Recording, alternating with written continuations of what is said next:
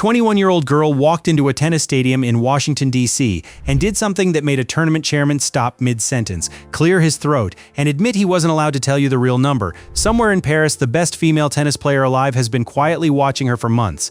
And what she said about this girl is about to make headlines. Somewhere in Manila, millions of people are refreshing their phones every few minutes because tomorrow, this girl could become the first person from their entire country to ever hold a trophy like this one. And somewhere inside her own head tonight, Eala is trying not to think too hard about any of it, because if she does, the weight of it might just become too much to carry onto a tennis court. So how did we get here?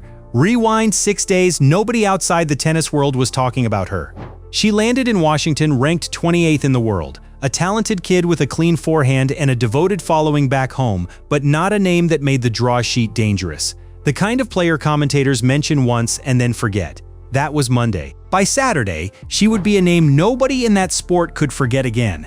This channel has been covering this rise from the beginning, and if you're not subscribed yet, hit that button right now and turn on notifications, because this story is moving faster than anyone predicted, and you do not want to find out about it 3 days late. Now let's go through exactly what happened. It started quietly, almost like the universe was testing her first. Her opening match put her across the net from an Olympic gold medalist, a player who had beaten her in the cruelest possible way years earlier at the Asian Games in a semi-final that Alex had replayed in her head for nearly 3 years. You know that feeling when a loss doesn't just sting, it lodges itself somewhere behind your ribs and stays there?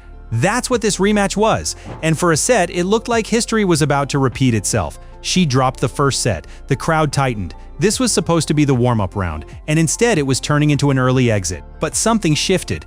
Eala dug in, clawed back the second set, and in the decider she did what broken players don't do. She found another gear nobody knew she had. When the final ball landed and the gold medalist packed her bag, 3 years of unfinished business finally closed. But here's the thing about a story like this. Just when you think the hardest part is over, it isn't. It's only the opening scene. 48 hours later, an even bigger name was waiting, the defending champion of the entire tournament, a player who had beaten Eala so badly in Stuttgart months earlier that the scoreline barely needs repeating. So when they walked out for the rematch, everyone in that stadium assumed they already knew the ending. Eala started well, won the first set clean, then it fell apart. She went down 5-2 in the second, one bad service game from the exit door, one bad game from her run ending before it ever really started. This is the moment where most careers quietly end and nobody remembers the names. Eala won 6 straight games, 6 in a row against a defending champion who had humiliated her only months before. The match spilled into a tiebreak and she closed it out there too. The champion was gone, and somewhere in the stands, people who came to watch someone else were suddenly turning to each other and asking, "Who is this girl?" The quarterfinal brought the tournament's second seed, a battle-tested veteran ranked inside the world's top 10. Eala had beaten her weeks earlier in Berlin by a tight scoreline that seemed to follow her around like a signature. Everyone waited to see if lightning could strike twice. It did. Same score, same nerve. She broke the veteran's serve 6 separate times, a number that tells you everything about how thoroughly she dismantled someone who was supposed to be out of her league. When asked afterward how she had done it again, her answer was almost unsettlingly calm, something about coming in with a good mindset and simply playing well, like she wasn't fully aware she had just done something remarkable for the second time in the same week. Drop a like on this video right now if you're watching this story the way it deserves to be watched, because a lot of people are still catching up and the algorithm needs to show them where to find it. Then came the semifinal. And this is where it stopped being a nice underdog story and became something genuinely historic. Waiting across the net, a 4-time Grand Slam champion, a former world #1, a legend who had been hunting for one more title since 2021 and hadn't found it. For the first time ever at this level of tour event, 2 Asian players were meeting in a semifinal. The entire tennis world split into 2 camps, believers in raw power and believers in patience and precision. It was the biggest stage of Eala's career by a mile, the kind of match that swallows lesser players whole. She won it. Just let that sit for a second. A 28th ranked player walked through an Olympic champion, a defending champion, a top 10 veteran, and then a 4-time Grand Slam winner to book her place in a WTA final in 6 days. But while all of this was happening on the court, something else entirely was happening off it. Something Eala may not have even fully realized yet. Behind the scenes, the tournament chairman had been fielding an avalanche. Ticket inquiries were pouring in, and when his staff finally handed him the number, he almost didn't believe it himself. At least 80% of everyone asking about tickets was asking one specific question: when is she playing? He later admitted almost sheepishly that he suspected the real number was even higher and that his team simply didn't want to say it out loud. Think about that for a second. This tournament had Grand Slam champions, Olympic medalists, and legitimate legends of the sport in the draw. And the demand was overwhelmingly about one 21-year-old who wasn't even a top 20 player when the week began. It turns out this wasn't sudden. Tournament organizers had been quietly tracking what they were calling a phenomenon spreading across the tennis world for months.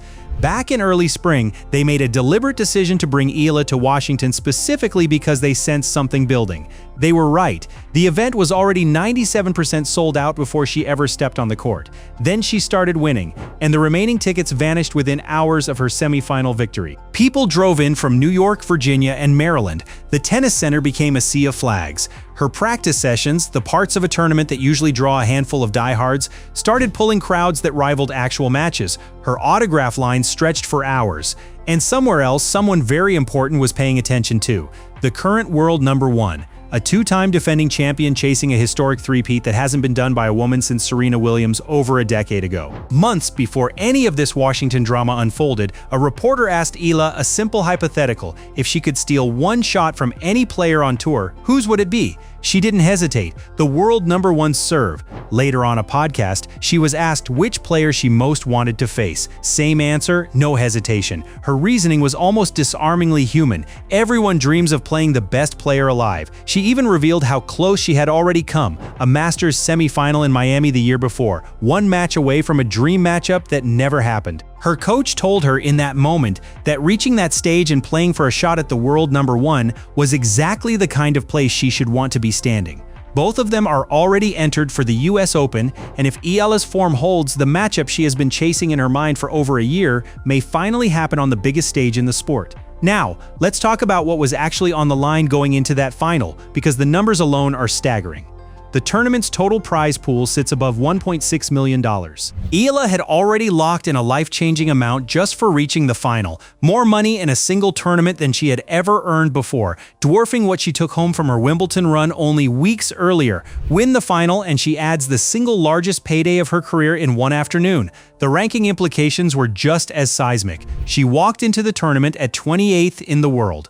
Every win chipped away at that number until she had already climbed to a career high inside the top 25 before the final was even played. One more win and she rockets into the top 20 for the first time in her life. And above all of that, a title no one from her country has ever won at this level. If she lifts that trophy, she becomes the first player from the Philippines in history to win an event of this size, a first that can never be repeated by anyone else. Ever, because there is only one first. Think about the pressure of that. Not just winning a match, but knowing an entire nation is waiting to see if this is the day their name finally appears on a list it has never been on before. A tournament chairman who called her the best thing to happen to his event all year, a rival watching from another country, and millions of people who rearranged their entire day around a notification on a phone. So here we are, back where we started. A 21-year-old who arrived in Washington as an afterthought is now one match away from history.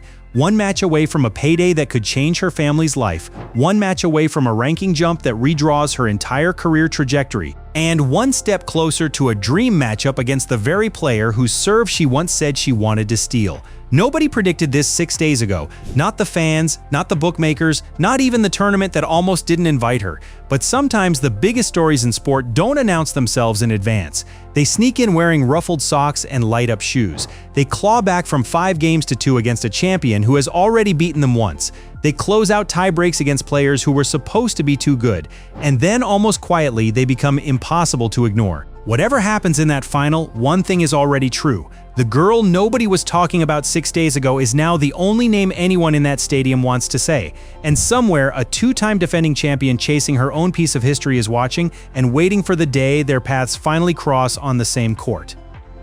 If this past week has proven anything, it's that betting against Alex Eala right now might be the riskiest bet in tennis. Subscribe to this channel and turn on notifications. We are covering every match, every milestone, and every moment of this story all the way through the US Open. Join the community that saw this coming before everyone else. We will see you in the next one.